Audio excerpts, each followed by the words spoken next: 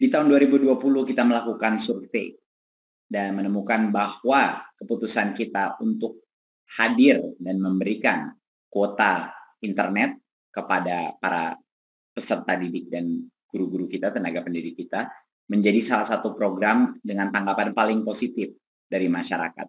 Sebesar 84,7% daripada responden menilai bahwa program bantuan kuota internet ini adalah langkah yang tepat dan menjawab krisis wabah corona. Dan sebanyak 85% dari responden menilai bahwa program internet gratis ini meringankan beban ekonomi orang tua dan pelajar mahasiswa dalam membeli paket internet. Kita mendengar banyak sekali cerita dari adik-adik kita yang mendapat kuota internet, walaupun kadang-kadang sinyal sulit, mereka mencari posisi untuk bisa mendapatkan, tapi karena itu mereka dari sisi ekonomi dan orang tuanya jauh lebih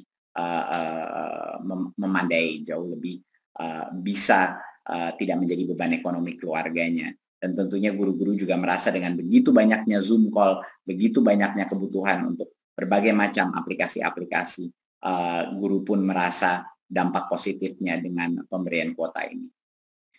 Berikut. Karena itulah kami akan melanjutkan kebijakan kuota ini selama 3 bulan ke depan, ya, mulai dari bulan ini, yaitu bulan Maret 2021.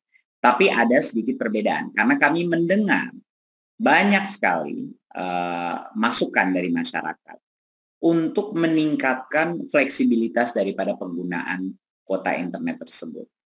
Jadi di tahun 2021, kita akan memberikan kuota, tapi dengan giga yang lebih kecil daripada kuota belajar sebelumnya, tetapi kuota ini merupakan kuota umum. Jadinya bisa digunakan untuk mengakses seluruh laman dan aplikasi kecuali aplikasi-aplikasi yang diblokir, yaitu kebanyakan aplikasi-aplikasi seperti permainan atau untuk game, dan juga sosmed seperti Facebook, TikTok, dan misalnya Instagram. Tetapi kabar gembiranya adalah karena sekarang kuota umum, YouTube sudah masuk ke dalam kuota ini dan bisa digunakan. Karena kami mendengar dari banyak guru dan banyak murid-murid bahwa materi pembelajaran banyak dari YouTube juga. Jadinya ini kabar gembira, walaupun volume gigabyte-nya tidak sebesar yang sebelumnya, tapi penggunaannya jauh lebih fleksibel.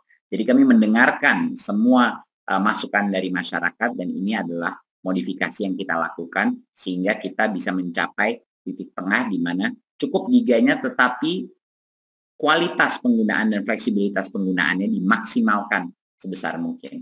Untuk peserta didik PAUD sebesar 7 giga per bulan, peserta didik jenjang dasar dan menengah 10 giga per bulan, dan pendidik PAUD dan jenjang pendidikan dasar dan menengah sekitar 12 giga per bulan. Ini untuk pendidik, untuk para guru-guru, dan tentunya untuk mahasiswa dan dosen sekitar 15 giga per bulan. Nah, bantuan ini disalurkan setiap bulannya dari tanggal 11 sampai 15 setiap bulannya. Jadinya untuk yang pertama itu akan bulan ini sekitar tanggal 11, penyaluran pertama akan terjadi selama 3 bulan ke depan. Dan semua kuota itu berlaku seperti biasa selama 30 hari sejak kuota itu diterima. Jadinya ini adalah kabar gembira dan kami melakukan modifikasi dari yang sebelumnya berdasarkan berbagai macam masukan dari masyarakat yang menginginkan jauh lebih besar fleksibilitas dalam penggunaannya. Tentunya semua aplikasi seperti Zoom, Google Classroom, dan lain sudah pasti termasuk dalam ini. Ya, yang benar-benar kita keluarkan atau dikecualikan adalah yang khusus untuk entertainment, yang khusus untuk hal-hal yang tidak berhubungan dengan pendidikan, itu yang kita kecualikan. Berikut. Siapa yang berhak menerima bantuan kuota ini? Jadi pastinya semua yang sudah menerima kuota pada bulan November dan Desember 2020 dan nomornya masih aktif akan otomatis menerima bantuan kuota pada bulan Maret ini, sekitar tanggal 11. Mereka akan pasti menerima. Jadi kalau sudah pernah menerima, pasti akan menerima lagi. Nah, kecuali ada beberapa pengecualian. Yang pertama adalah kecuali bagi yang kemarin diberikan tetapi penggunaannya di bawah 1 GB. Artinya memang tidak digunakan data yang diberikan karena berbagai macam alasan. Jadinya itu tidak akan diberikan bagi yang penggunaannya kemarin tidak digunakan datanya. Yang kedua adalah pemimpin satuan pendidikan tidak perlu lagi mengunggah SPT JMN lagi untuk bagi yang sudah menerima bantuan pada bulan November dan Desember 2020. Berikut. Nah, bagi yang nomornya berubah, nomor HP-nya berubah atau belum menerima kuota sebelumnya, mereka hanya akan baru bisa menerima bantuan kuota di bulan April 2021. Ya, tidak bisa menerima di bulan Maret. Ya, kalau misalnya nomornya berubah atau belum pernah menerima kuota sebelumnya. Jadi calon penerima pelapor melapor kepada pimpinan satuan pendidikan sebelum bulan April 2021 untuk mendapatkan bantuan kuota. Jadi dipastikan untuk preparasi bulan April bahwa yang belum mendapatkan segera laksanakan dengan pimpinan satuan pendidikan dan operator.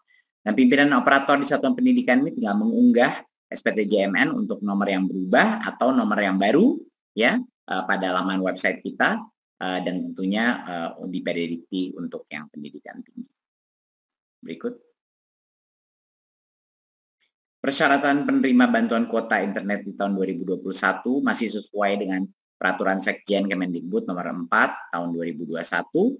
Ya, peserta didik dan pada PAUD dan jenjang pendidikan dasar menengah harus terdaftar di Dapodik dan memiliki ponsel yang aktif. Ya, pendidik di PAUD dan jenjang pendidikan dasar dan menengah juga harus terdaftar di Dapodik dan memiliki ponsel yang aktif. Hampir semua sama kriterianya. Di mahasiswa harus terdaftar bukan di Dapodik tapi di Pedidikti, berstatus aktif dalam perkuliahan dan menuntaskan gelar atau sedang menuntaskan gelar ganda, misalnya double degree, dan memiliki kartu rencana studi pada semester berjalan dan memiliki nomor ponsel aktif. Dan dosen harus juga terdaftar di Pedidikti dan memiliki nomor registrasi NIDN, NIDK atau NUP dan memiliki nomor ponsel aktif. Jadi kriterianya sama seperti yang sebelumnya. Ini adalah persyaratan untuk menerima bantuan kuota internet di tahun 2021. Berikut.